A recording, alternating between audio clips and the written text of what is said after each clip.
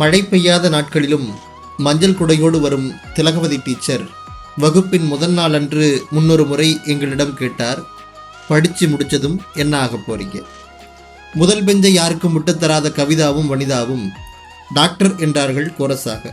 இன்று கல்யாணம் முடிந்து குழந்தைகள் பெற்று ரேஷன் கடை வரிசையில் கவிதாவையும், கூந்தலில் செருகிய சீப்புடன் குழந்தைகளை பள்ளிக்கு வழியனுப்பும் வனிதாவையும் எப்போதாவது பார்க்க நேர்கிறது.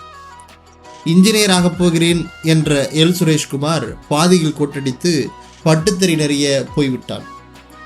எங்கள் அப்பாவுடைய இரும்பு கடையை பார்த்துப்பேன், கடைசி பெஞ்ச் என் ராஜேஷ் சொன்னபோது எல்லோரும் சிரித்தார்கள். இன்று அவன் நியூ ஜெர்சியில் மருத்துவராக பணியாற்றியபடி நுண் உயிரியலை ஆராய்கிறான். ஃப்ளைட் ஓட்டுவேன் என்று சொல்லி ஆச்சரியங்களில் எங்களை தள்ளிய அகஸ்டின் செல்லபாபு டிஎன்பிஎஸ்சி தேர்வு எழுதி கடைநிலை ஊழியரானான். அணுசக்தி விஞ்ஞானியாவேன் என்ற நான் திரைப்பட பாடல்கள் எழுதி கொண்டிருக்கிறேன்.